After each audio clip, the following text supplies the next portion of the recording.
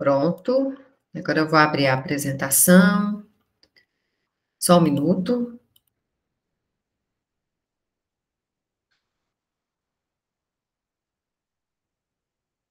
Então, vamos lá. Então, vamos dar continuidade, né, ao nosso estudo. Eu gosto sempre de fazer esse preâmbulo, né, para situar os demais em relação ao andamento do nosso estudo, né? Então, estamos falando do livro Céu e Inferno, que compõe esse Pentateuco da doutrina espírita, e em determinados momentos, né, nós vamos lançar mão de outras literaturas de apoio, como o Livro dos Espíritos, livros dos Médiuns e o próprio Evangelho segundo o Espiritismo. E avançando aí no nosso roteiro de estudo, hoje a gente vai dar continuidade, né, ao estudo do purgatório, né, nós já passamos aí por outros 4 itens, nós estamos aí no capítulo 5, né, e aqui também uma exemplificação do que compõe a segunda parte do livro, né, que são exemplos que são trazidos por espíritos, né, a respeito de tudo isso que a gente está falando. Então, hoje a gente avança aí na aula 23, dando continuidade ao capítulo do purgatório. E é importante a gente fazer um recorte que, quando a gente fala do purgatório, a gente fala sobre essa região intermediária, né? Num primeiro momento, considerando o entendimento, considerando ainda o pouco esclarecimento das pessoas, sempre foi demonstrada apenas a existência do céu e do inferno, né?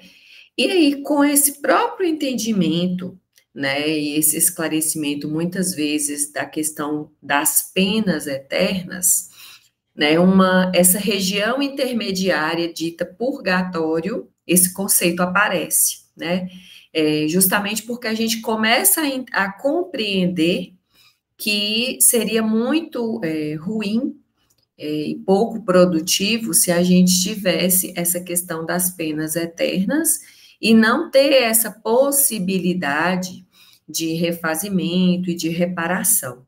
Então, aí, esse intermédio aparece quando a gente fala sobre a figura do purgatório, né? E dando continuidade a estes termos, ele coloca que em cada existência, uma ocasião se depara à alma para dar um passo avante, né? De sua vontade depende maior ou menor extensão deste passo, franquear muitos degraus ou ficar no mesmo ponto. A gente tem falado, né, feito esse reforço nas últimas palestras, principalmente numa fala que Breno trouxe para a gente, que a gente se refere, né, a sempre aqui, se nessa nossa última encarnação aqui estamos neste presente, ela é a nossa melhor encarnação, né? Então a gente conseguiu de certa forma evoluir e nos apresentar então dessa melhor maneira nessa situação agora, né? E ele acrescenta, nesse último caso, né, quando a gente fala lá de ou franquear muitos degraus, de avançar, né, nessa escalada para o tão desejado céu, os mundos superiores, mas quando a gente se refere a permanecer no mesmo ponto, ou seja, empatar, né, não avançar, neste caso, cedo ou tarde se impõe sempre o pagamento das nossas dívidas e a gente terá de recomeçar uma nova existência em condições ainda mais penosas, porque há uma nódoa não apagada, ajunta outra nódoa. Então, isso aí é um reforço, né, um recado que é trazido, principalmente porque se a gente fica no mesmo ponto, às vezes a gente acha que está fazendo grandes coisas, né, não vou piorar, né, não vou melhorar, mas eu também não vou piorar. Mas a gente perde tempo, né? A gente perde aí fluido vital, a gente perde oportunidades desta melhoria, né? E aí, como foi dito, há uma nódoa não apagada, junta outra nódoa. Então, a gente vai passar por, às vezes, situações muito piores, né? Porque a gente acabou de jogar fora grandes oportunidades nessa existência, né? Então, Helder também falou isso na palestra de ontem, né? Se hoje, né, você já ascendeu, já está aí num lar espírita, com muito esclarecimento, e aí você perde essa oportunidade, pode ser que numa outra, até para você tentar se melhorar, você vai ser colocado em condições muito piores, não quistas, né? E o que às vezes pode dificultar a sua caminhada, sendo que ela poderia ter sido muito mais simples, né? Se tivesse aceitado melhorar nessas condições atuais. E tem um pensamentozinho de Chico que cabe muito bem nessa fala, que ele disse, né? Já vivemos muitas vezes, estamos com as pessoas certas para ajustarmos os nossos corações e resolvermos os nossos problemas. Na reencarnação, ninguém erra de endereço. Então, a gente não cai por acaso na onde a gente está, e a gente não convive por acaso e vivencia situações, né, por obra do acaso, né? Não tem nada errado, tá tudo certo. Então, a gente tem que fazer muito bem, aproveitar, né, essas condições que nos são colocadas, né, até mesmo por aquilo que precisamos passar, por aquilo que nós pedimos para poder passar também, né? Então, a gente tem que levar isso em consideração.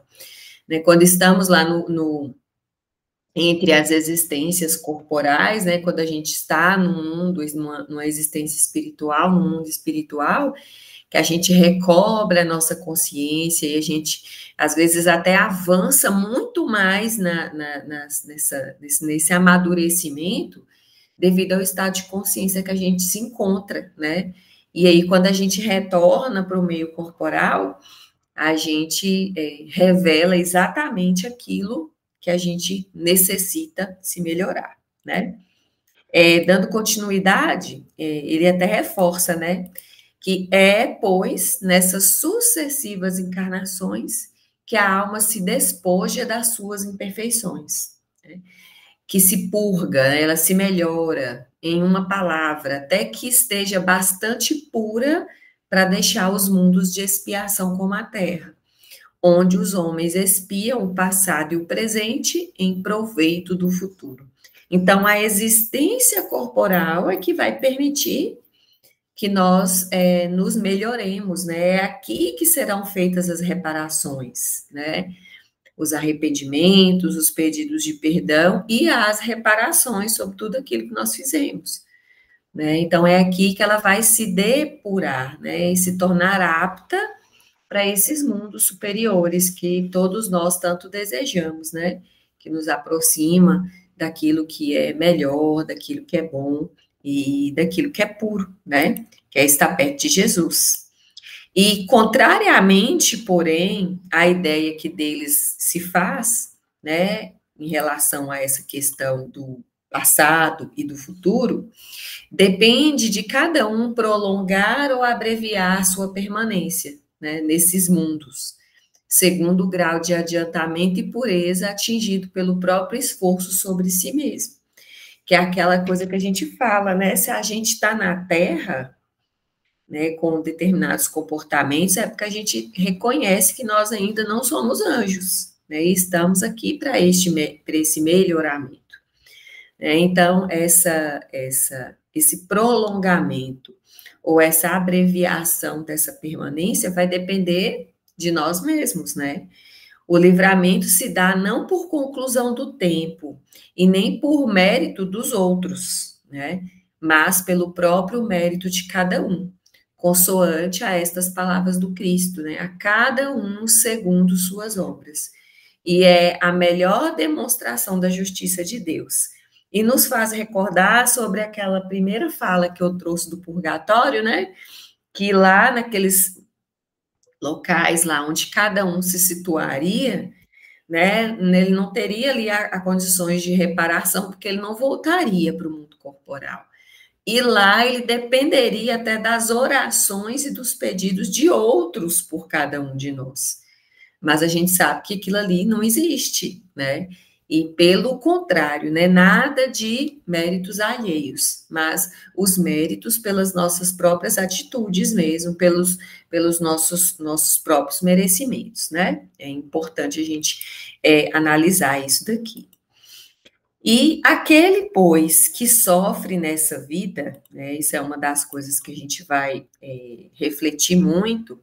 Pode dizer-se que é porque não se purificou suficientemente em sua existência anterior, devendo, se não o fizer nesta, sofrer ainda mais na seguinte. Né? Então, eu acho que os ensinamentos que esse livro traz, eles vêm exatamente para nos alertar, né? Para que a gente não perca esse tempo, para que a gente valorize essas oportunidades, até mesmo essa condição de poder compreender melhor o que nós podemos fazer com esse tempo que nós temos, né? Então, isso é ao mesmo tempo equitativo e lógico, né? Então, é extremamente racional essa colocação.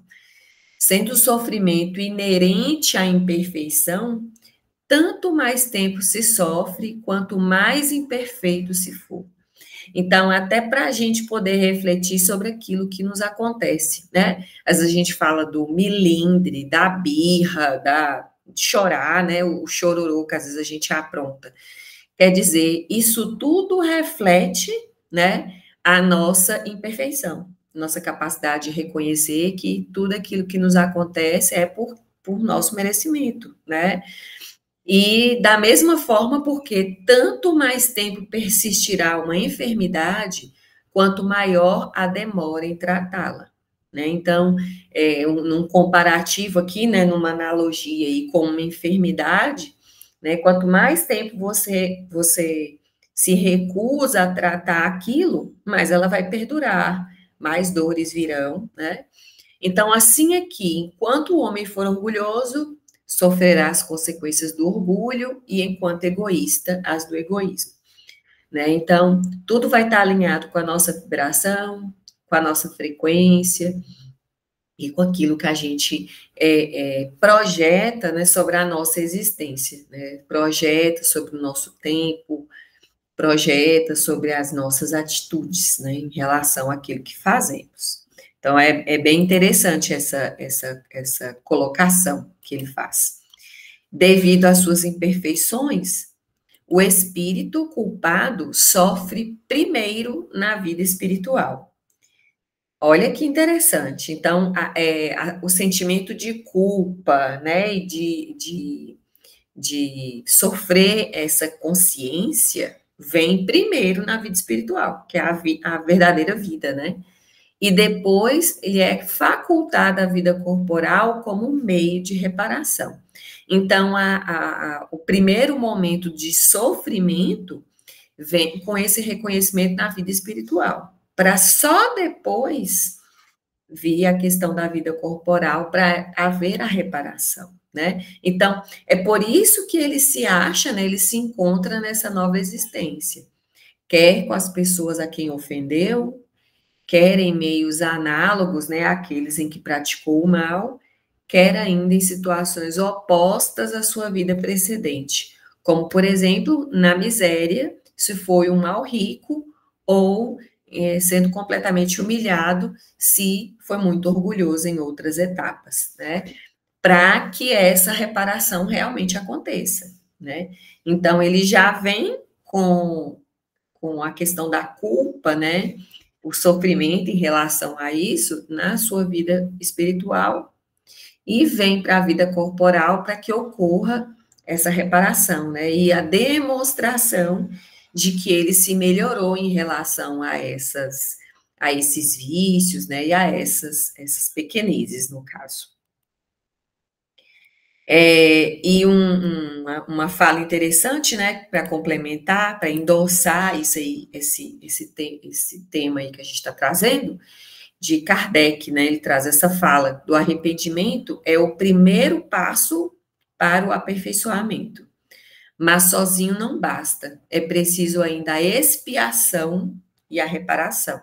Então, esse arrependimento, né, e que é o início desse aperfeiçoamento, aconteceria ainda em vida espiritual, e a expiação e a reparação na nossa vivência aqui, né, no meio corporal, para que a gente possa colocar em prática esse aperfeiçoamento, né, que a gente passa por ele.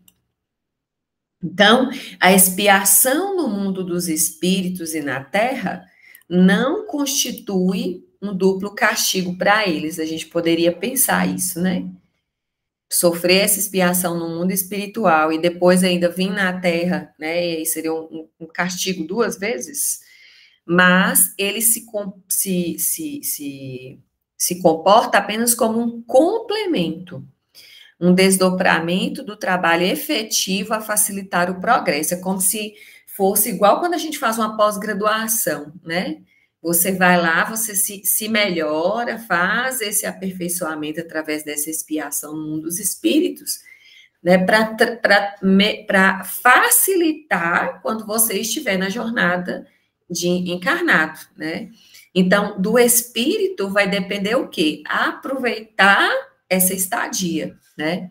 E não lhe será preferível voltar à Terra com probabilidade de alcançar o céu, a ser condenado sem remissão, deixando-a definitivamente, né? E a gente volta para aquela conversa lá do início.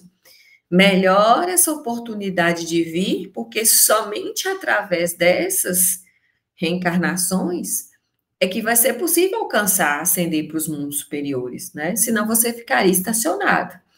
Então, melhor isso do que você ser condenado, né? Sem qualquer oportunidade de melhora, né? E deixar de maneira definitiva essa existência. Então, é interessante essa colocação, né, para cada um de nós, que depende, então, do espírito, esse aproveitamento, né? Seja em qual esfera for, ou no mundo espiritual, ou no mundo corporal. Então, a concessão dessa liberdade, né, dessa oportunidade de vir e vir mais uma vez, é uma prova da sabedoria, da bondade e da justiça de Deus para conosco, né? Que quer que o homem tudo deva aos seus esforços e seja o obreiro do seu futuro, né? Então, infeliz por mais ou menos tempo, não se queixe senão de si mesmo, pois que a rota do progresso lhe está sempre franca. Então, a oportunidade está aí, né? O livre-arbítrio, a escolha da rota, né? Os percalços que a gente vai encontrar no meio do caminho. Então, tudo depende do nosso esforço e das nossas escolhas, né? Então, é a maior demonstração de justiça de Deus, né? A gente é que pode ser que será capaz de definir o caminho que a gente deseja percorrer, né, dentro dessa história. E considerando-se quão grande é o sofrimento de certos espíritos culpados nesse mundo invisível, quanto é terrível a situação de outros, tanto mais penosa pela impotência de preverem o termo desses sofrimentos. Poder-se-ia dizer que se acham no inferno, se tal vocábulo não implicasse a ideia de um castigo eterno e material, né? Então, a gente até quando está estudando lá o livro dos Espíritos, quando a gente fala do ser consciente, né, um dos capítulos que a gente já estudou, inclusive, há algum tempo, a gente fica se imaginando, né? As crises de consciência que nós devemos ter quando a gente olha para, às vezes, a oportunidade que teve aqui, não aproveitou e vê o tempo que perdeu, né? E a vergonha de ter que pedir de novo para ter uma nova chance, digamos assim, né? Então, porque quando a gente está nesse mundo invisível, né, nesse estado de mundo apenas espiritual, o nosso nível de consciência é muito mais ampliado, né? Então, a gente tem muitos véus são retirados, né? Aqui a gente está sob a cortina do esquecimento, justamente para a gente poder mostrar essa nossa capacidade de melhoria. Mas quando estamos lá, não tem isso, né? Então, é como se fosse assim, é a verdade nua e crua. Então, para nós, né, enxergarmos essa perda de tempo, digamos assim, quando estamos aqui e não aproveitamos, então o estado de culpa deve ser muito maior, né? E aí, a disposição da revelação dos espíritos e dos exemplos que eles nos oferecem, sabemos que o prazo da expiação está subordinado ao melhoramento do culpado, né? Então, quanto tempo vai demorar, né, as minhas provas? Quanto tempo demorarão as minhas expiações? Tudo vai depender, né, do caminho a ser tomado aqui, né? Considerando tudo aquilo que já estava previsto, né, dentro da nossa jornada, mas a gente sabe que até isso tem um pouco de dinamismo, né, dependendo daquilo que você escolhe fazer. Né? A gente sabe que às vezes você poderia vir com uma situação muito pior para poder sofrer, mas em virtude daquilo que você conseguiu construir, daquilo que você melhorou, você pode ter até uma redução, né, dessa pena, dessa penalidade. Então, tudo depende da maneira como você conduz os seus passos, né? E eu acho que isso também é uma demonstração dessa bondade divina para conosco, né? E fica o recadinho, né, para essa jornada que nós estamos, né, percorrendo. Espalhar as sementes dos frutos que você quer colher, né, que é aquele reforço que a gente sempre faz. Se hoje não está como eu gostaria, o que é que eu preciso fazer, né, para hoje, para que eu possa ter, né, uma estrada melhor lá na frente, né? O que é que eu posso plantar agora para eu colher lá na frente? Então, depende daquilo que a gente faz hoje, né? Mas sempre com aquele outro olhar, né? O olhar de compreensão e de buscar melhorar, né? Não de apenas, ó céus, ó vida, ó azar, né? Do chorar, do não reconhecer esse erro, porque aí demonstra a nossa fragilidade, o nosso apego ainda muito àquilo que é apenas material, né? Então, fica aí o recadinho para a gente nesta noite. Alguém quer fazer algum comentário?